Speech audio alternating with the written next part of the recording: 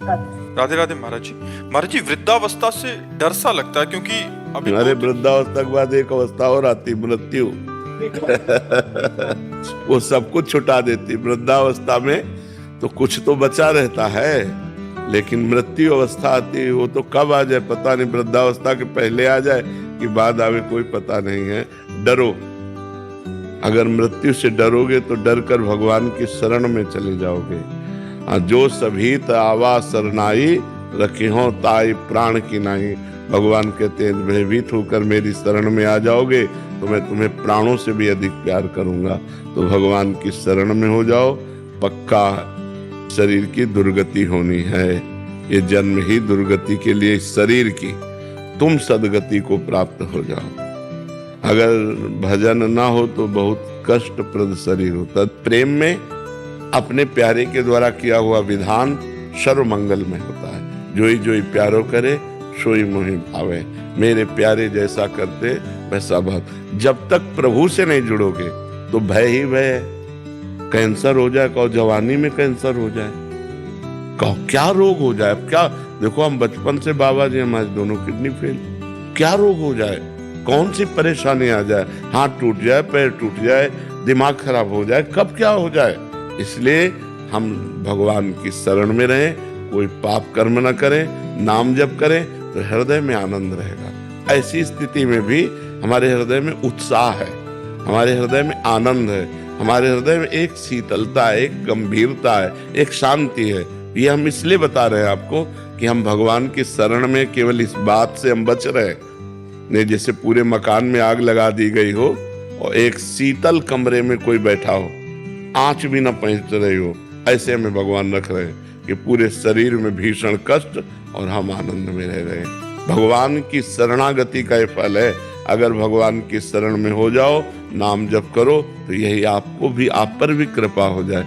देखो, प्रहलाद जी को आग में जलाया गया, पर्वत से दबाया गया, जल में डुबाया गया, विष पिलाया गया, लेकिन कोई फर्क पड़ा क्या?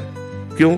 क्यों? भगवान श्री हरि की गोद में है, वो हरि की स्मृति में है, वो हरि के चिंतन में डूबे हुए हैं। तो क्या आप चिंतन नहीं कर सकते?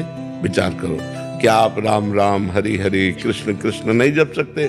आप जप के देखो, इसे साधारण मत मानो, आप कह के देखिए, लोक और परलोक तुम्हारे दोनों मंगलमय हो जाएंगे।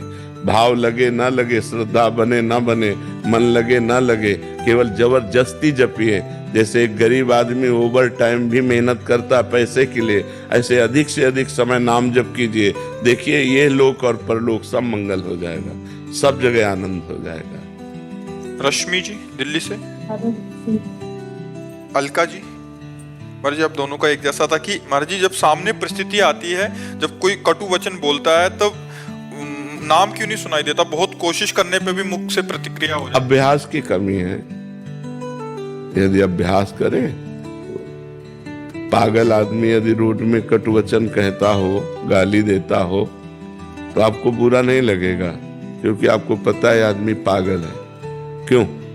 पागल आदमी जैसे आपको गाली देने लगे या आपको मारने लगे तो आप उसके प्रति बुरा नहीं करेंगे, क्योंकि आपके अंदर एक भावना रहती है, ये आदमी पागल है। ऐसे ही जब कोई हमें गाली देता है तो हम विचार के द्वारा समझे अभी ये पागल है, ये क्रोध से पागल हो गया, ये ईर्ष्या से पागल हो गया, ये द्वेष से, ये बेचारा दया का पात्र है, इस पर क्या नाराजगी करें। जब हम भावना बदल देंगे तो हमें आनंद मिलने लगेगा। यदि हम ऐसी बात सोचने लगे या फिर ये सोचे मेरे भगवान इसमें विराजमान है, मेरा कोई कर्म है जिस कर्म को पवित्र करने के लिए भगवान इसके अंदर से प्रतिकूलता, कटुवचन, अपमान, तिरस्कार दे रहे हैं, मुझे सह लेना चाहिए, सहने से मेरे पाप नष्ट हो जाएंगे। तो हम अगर विचारवान हैं तो हम बच सकते हैं, अगर विचारवान नहीं है तो एक गाली दी, हम दो गाली दे दिए, ये सब ठीक नहीं है। भजन करने वाला उपासक करत जे अनुशहन निंदक तिनहु पे अनुग्रह कियो। जो हमारा अपमान करें, जो हमारी निंदा करें, जो हमें दुख दें, उनको भी भगवान सुख दें, उनकी बुद्धि शुद्ध कर दें। वो बेचारा दोषी नहीं है, उसकी बुद्धि दूषित है, अगर बुद्धि ठीक हो गई तो बहुत अच्छा आदमी हो जाएगा। तो हे भगवान, जो ये हमारे सामने हमको गाली दे रहा है, नाथ इसकी बुद्धि शुद्ध कर दो, इसको आनंद प्रदान करो। ये भजन करने वालों का स्वभाव होता है। तो फिर भजन में हानि नहीं होगी। और अगर हम दूसरे का मंगल मनाने लगे, बुरा मनाने लगेंगे, तो वहाँ बुरा जब होगा हमारा पहले बुरा हो जाएगा कि हमारा भजन छूट जाएगा, हमारा हृदय मलिन हो जाएगा, हमारा हृदय जलने लगेगा।